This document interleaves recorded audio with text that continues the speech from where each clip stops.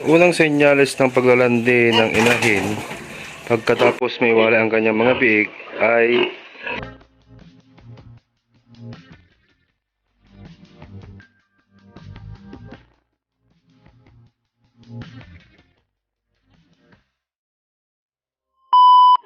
so ayun na nga guys, 5 days after may walay ang mga biik ng aking inahin ay naglalandi na ulit. Ayan, ano-ano ba ang senyales ng paglalandi ng isang inahin pagkatapos may walay ang kanyang mga biik? Ayan. Unang senyales ng paglalandi ng inahin pagkatapos may walay ang kanyang mga biik ay pagkawalang ganang kumain. Yan.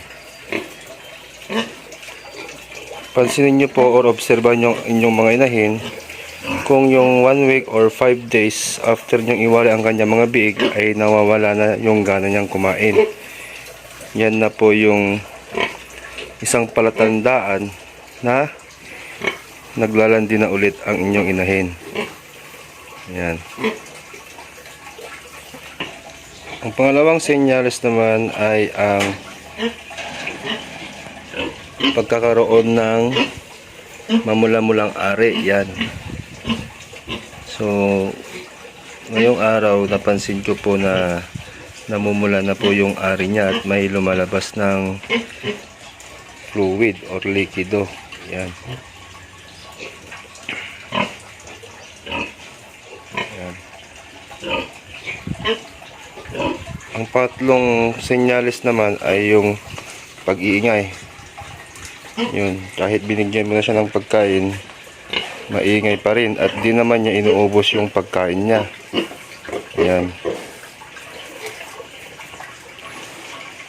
Kaya obserbahan po ninyo ang inyong mga alagang inahin kung ganito din po yung mga na-obserbahan nyo po sa kanya or yung mga nakita nyo mga changes after iwalay ang kanyang mga biik. Ayan o.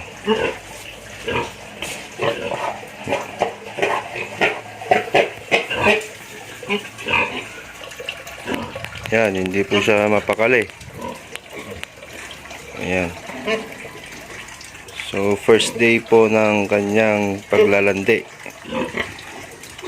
Ayan. So, ngayon, i-check po natin kung standing heat po bang ating inahin. Yan, push lamang po natin ang kanyang likod. At kung tumaas po yung kanyang tenga, ay ready na po siya para mabulugan. Yan. So ngayon is makulit pa siya. Hindi pa siya ready for AI or yung pagbubulog. Yan. Kaya kung meron kayong inahin na nanganak at naiwalay lang kanyang mga biik at hindi siya masyadong kumakain, huwag mo tayo mag-alala. Kung hindi niya kayang ubusin ang kanyang pagkain, mas mabuting i-check nyo muna ang kanyang ari kung namamaga. Kasi kung namamaga at wala siyang ganang kumain, meaning to say, may posibilidad at malaki yung chance na naglalandi ulit ang ating inahin. Yan. Sa first day pala ng pagwaway ng aking mga biik, pinurga ko pala siya ng ivermectin, yung powdered na sachet, taka binigyan ko siya ng Norovit na 10 ml. Yan, intermuscular po na injection po yun. Yan. Sa awa ng Diyos, mukhang naglalandi na naman ulit ang ating inahin. Yan. So bali ito po yung ang kanyang mga anak na 40 days na po simula nung may panganak. Yan. Yan o. Bali ang breed po ito, mga bikong to ay landrace tsaka large white. Yung large white yung borna ng kuhanan namin para i-AI yung inahin ko nun. Ayan, lalaki oh. Ang haba pa. Ayan.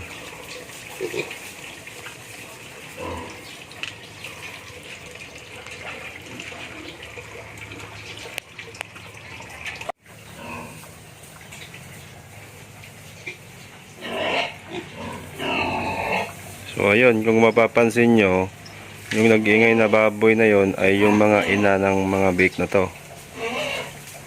Ayan.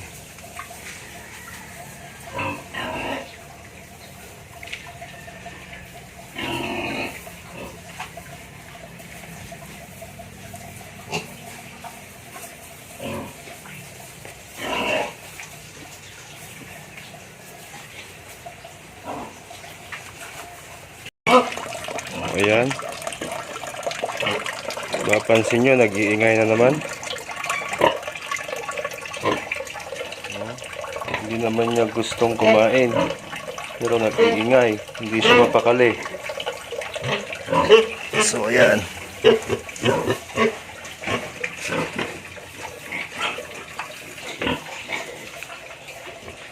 So, ayan.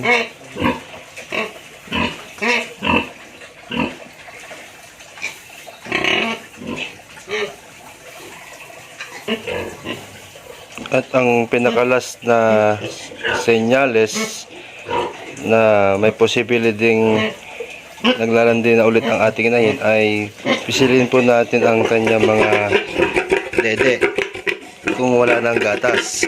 Kasi kung wala ng gatas to, meaning to say, naka-adjust na yung ating inahin sa pagbawali ng kanyang mga biik.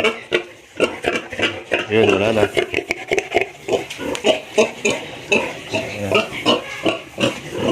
Wala na. Wala na.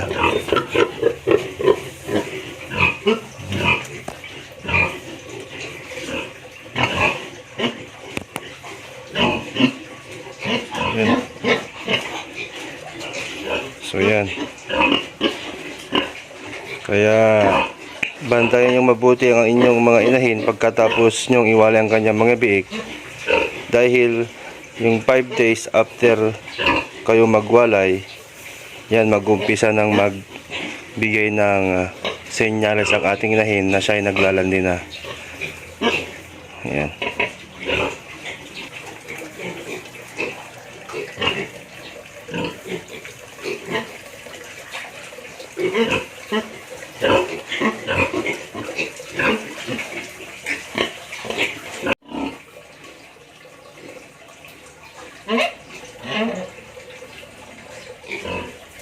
Yun o.